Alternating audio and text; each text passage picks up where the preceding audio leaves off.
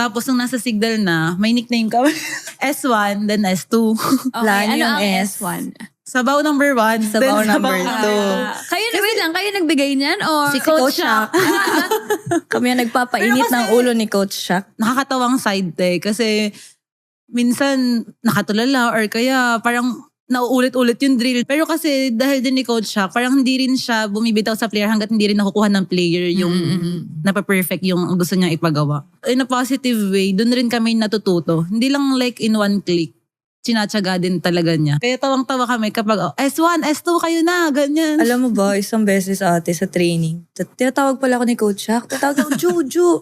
Hindi ko naririnig. Sabi niya, S2. Lingon ako, dear. Tapos alam niya pa yung nickname niya. S2. Hindi, kahit may ganyan din sa game Yung parang ikaw na yung magsiserve. Tapos Kasi ba naman, hindi ko alam kung sino papaltan ko.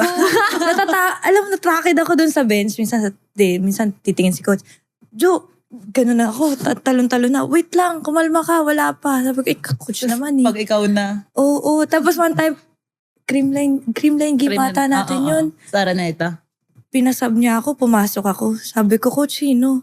Server o yung open? Hindi ko alam kung middle or yung... Tatawagin ka lang, di ba? Oo, dapat papalitan ko ata ng si Vanny. Tapos ang tinuturo ata si Ate Doors. Magsiserve. Lito-lito ko kami. so masasabi nyo nga na totoo, ang nickname na binigay sa inyo, sabaw ba kayo talaga? Nung sa Signal, Sa Signal. Yes. Hindi pa natin Yes. Malalaman Yes. natin si Sige. si kung Tayo ang magja-judge. magkakatotoong S1. Yes. morning person na ako. Dahil same din tayo ng position, ang dami rin naming same topics na napag-uusapan, napapag-openan. Like, kunyari nag-struggle kami sa ganito, paano kami nakapag-cope up or like, paano namin solve yung ganong situation. Dahil magkaedad din kami halos, madaling makipag-usap, same vibes. At halata naman mukha, pares kami maarte. Parehas pa girl. And I think madali naman kasi din talaga lapitan tong si Ishi. Tsaka dahil nga pares kami sabaw, happy-happy lang kami doon. Oo. Talagang hatakan lang. Yun nga kasi si Coach Shaq, minumulit niya talaga yung mga players. Talagang pinagtsatsagaan niya. So since kami naman, hindi pa naman kami yung pwede mong sabihin na veteran players. Parang developing pa rin kami. Pinupok po kami niyan sa training. So kami lang dalawa nagsasaluhan. Kung ako yung bunot today, siya Oo. tomorrow. Pag bunot siya today, pinagdadasal ko siya. Kasi nakakatakot mag-one man niya si Coach. So hindi pa naman kayo nagsasabay? Nabubunot? Nagsabay na ba tayo?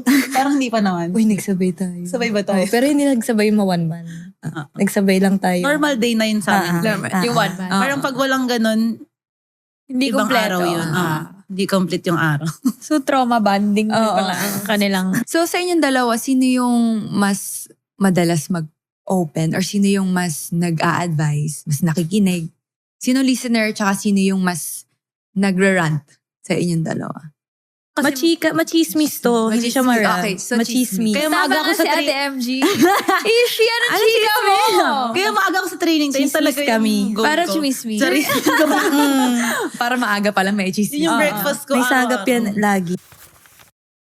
For sure, meron kayong impression sa isa't isa.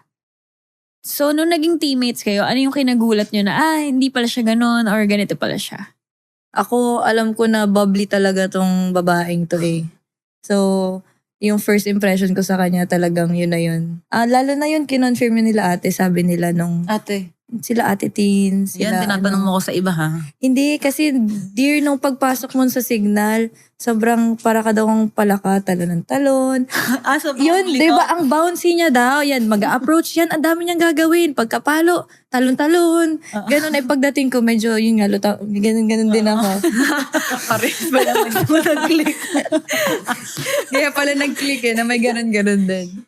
Doon ko nakilala si Ish, halata nyo naman, talagang pang creamline, good vibes. Sa signal na to or sa draft? Signal. Sa signal na. Signal. Oo. Kasi kilala ko na siya before, pero like hindi kami personally close, Oo. ganyan. Layo din kasi ng Adamson eh. True. Hindi kayo ever naging teammate sa Never. Batangas? Or nagkalaban Sa signal lang talaga. Oo nga, saan ka ba Sa Bel kasi siya Saan ka ba ate. Hindi, lipa pa ako nun eh. Nasa Nasa Lipa ka. Tapos Tapos nasa ako Zobel. Batangas province mismo. Nauna ka ata mag-Manila. Grade 10 Kasi ako. nagsabel, Grade 10 oo. ako. 11 pa ako, grade 11, sa 11. Adamson. O sa Adamson. Doon na tayo naglaban sa Oo. AB Juniors. Kayo ang host? Pero nagkakalaban tayo ng UAP, tanda mo. Mm-mm. Paano ka ba? Oo.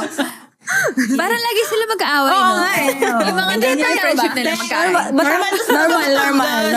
Parang ano yung laging galit. Wala pa nga yung tono eh. Buti nga na wala na yung ano nyo eh. Yung Punto. Yung to. punto. Diba? Selected lang yun. Pagkausap namin Batanggenyo. Taga-Batangas talaga may nadadala. tono. Pero pag Pag nandito. dito, wala na. Sige, sample nga ang Sige nga, isang... please. Okay. Mag-aare, katagal magbihis. Ako kanina pa nag-aantay sa baba. Ay, saglit lamang. Ako'y, may ginagawa Init naman ng ulo na rin. Diyos ko naman. Ay naman na. Sobrang cute. May mga words din na malalalim sa Batangas. Merong mga words sa Batangas na pag sinabi mo sa kapwa Iba yung Batanggenyo meaning. mo, okay lang. Pero pag sa iba. sinabi mo yun sa Manilenyo, sobrang masakit na. Isang word lang ata yung na Batanggenyo yung alam ko yun. Tubal.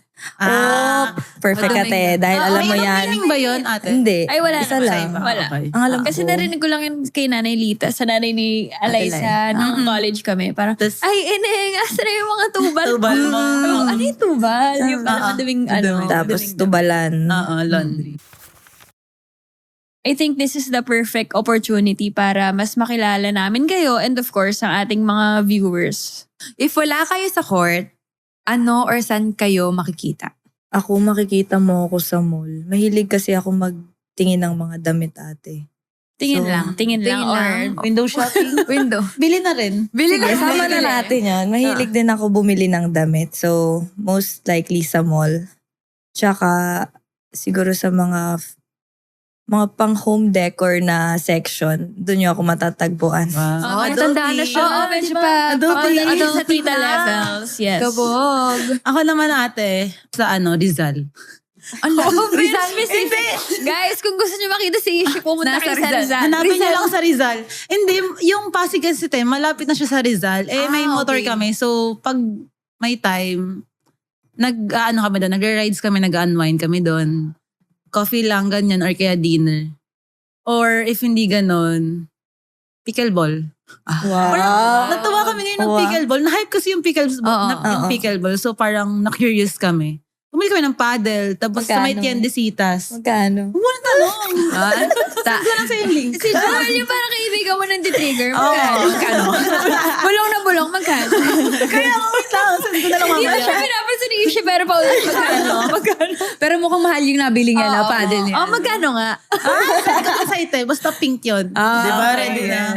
Ikaw, wait lang. Anong iba mo pang hobbies? Magluto te. Kaya sa bahay talaga. Very modern na din si Joel. Ikaw magaling ka ba magluto? Home decor. Oo.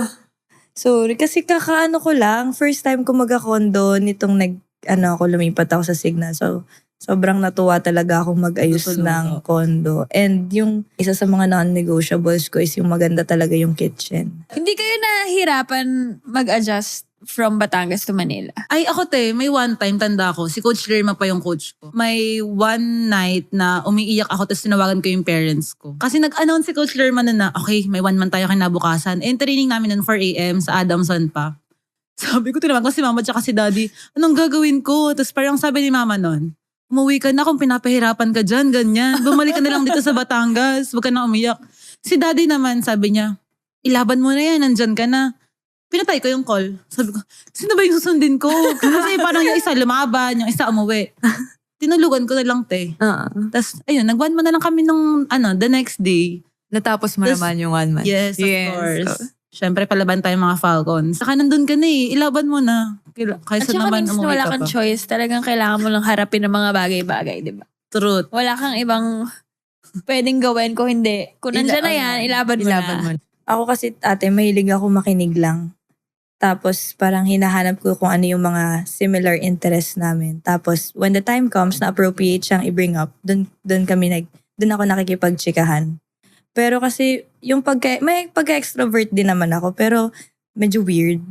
Kumbaga iba talaga yung Weird in what way? Anong weird? bigla lang magkakaroon ng side comments, tas may mga weird noises. Iba nakakahiya kasi kaya Wait, gusto ko. Paano yung weird Gusto ko noises? sample ng weird noises.